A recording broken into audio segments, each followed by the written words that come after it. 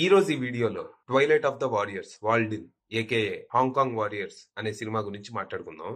ఈయన గారి డైరెక్షన్ లో వీళ్ళంతా యాక్ట్ చేసిన మార్షల్ ఆర్ట్స్ యాక్షన్ మూవీ ఇది. ఈ సినిమా స్టోరీ ఏంటి, దీని మీద నా ఒపీనియన్ ఏంటి అనేది ఇప్పుడు తెలుసుకుందాం పదండి. ముందుగా ఈ సినిమా స్టోరీ ఏంటంటే, ఈ కథ 1980లో హాంకాంగ్ లో జరుగుతుంది. ఈ టైంలో హాంకాంగ్ కి బయట దేశం నుంచి వలసదారులు ఎక్కువగా వస్తారు. అలాగే మన హీరో చాన్ కూడా మెరుగైన జీవితం కోసం హాంకాంగ్ వస్తాడు. అయితే అక్కడ బతకాలంటే ఆధార్ కార్డ్ లాగా ఐడి కార్డు ఉండాలి, లేకపోతే దేశం నుంచి తన్ని తరిమేస్తారు. కానీ ఐడి కార్డ్ కావాలంటే బాగా ఖర్చు అవుతుంది. దాంతో మన చాన్ పోలీసులకు కంటపడకుండా దొరికిన పనల్లా చేసుకుంటూ డబ్బులు పోగేసుకోవడం మొదలు పెడతాడు. అలా ఓసారి డబ్బుల విషయంలో చాన్ కి ఓ లోకల్ గ్యాంగ్స్టర్ తో గొడవ అయింది. ఆ గ్యాంగ్స్టర్ నుంచి తన ప్రాణాలు కాపాడుకునే ప్రయత్నంలో చాన్ వాల్డ్ సిటీ అనే ప్రాంతంలో తలదాచుకుంటాడు. ఇక వాల్డ్ సిటీ విషయానికి వస్తే, దీనికి సైక్లోన్ అనే నాయకుడు ఉంటాడు.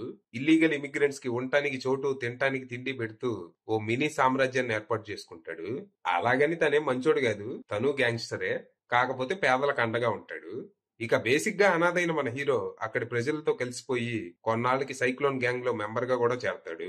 అంతా బాగుంది, ఇల్లు ఫ్యామిలీ దొరికింది అని చాన్ ఆనందపడే లోపే తనకు ఒక పెద్ద ప్రాబ్లం వస్తుంది.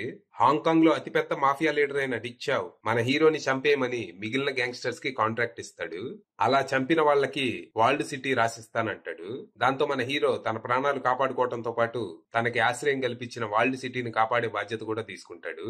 మరి తర్వాత ఏం జరిగింది? ఓ అనామకుడిని చంపటానికి పెద్ద మాఫియా లీడర్ ఎందుకు ఆరాటపడుతున్నాడు? అసలు ఈ చాన్ ఎవరు, ఎక్కడి నుంచి వచ్చాడు, తన కథేంటి, చివరికి వాల్డ్ సిటీని చాన్ తన గ్యాంగ్ తో కలిసి ఎలా కాపాడాడు అనేది మీరు సినిమా చూసి తెలుసుకోవాలి.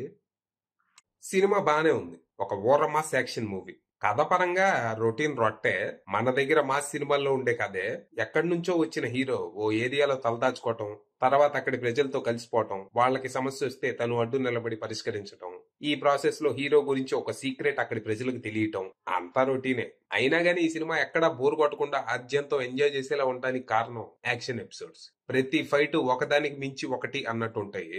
అలాగే ఈ సినిమా వర్కౌట్ అవడానికి ప్రధాన కారణం హీరోని అత్యంత బలవంతుడు, అసాధ్యుడు, ఎవరినైనా వేసేస్తాడు అనేలా చూపించకపోవటం. ఇందులో హీరో గ్యాంగ్ ఎంత పవర్ఫుల్, మిగిలిన గ్యాంగ్స్ కూడా అంతే పవర్ఫుల్. ఇక మెయిన్ విలన్ ఒకడు ఉంటాడు, వాడిని ఒక్క తన్ను తన్నటానికే హీరో నానా సంకలు నాకాల్సి వస్తుంది.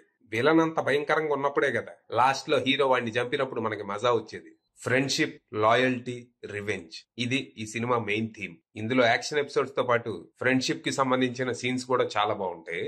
సో ఒకవేళ మీకు over the top martial arts action movies interest ఉంటే ఖచ్చితంగా ఈ సినిమా ట్రై చేయండి. ప్రస్తుతానికి ఈ సినిమా థియేటర్స్ లో ఉంది, తెలుగు డబ్బింగ్ కూడా అవైలబుల్ ఉంది. ఇంట్రెస్ట్ ఉన్న వాళ్ళు వెళ్ళొచ్చు, అది విషయం.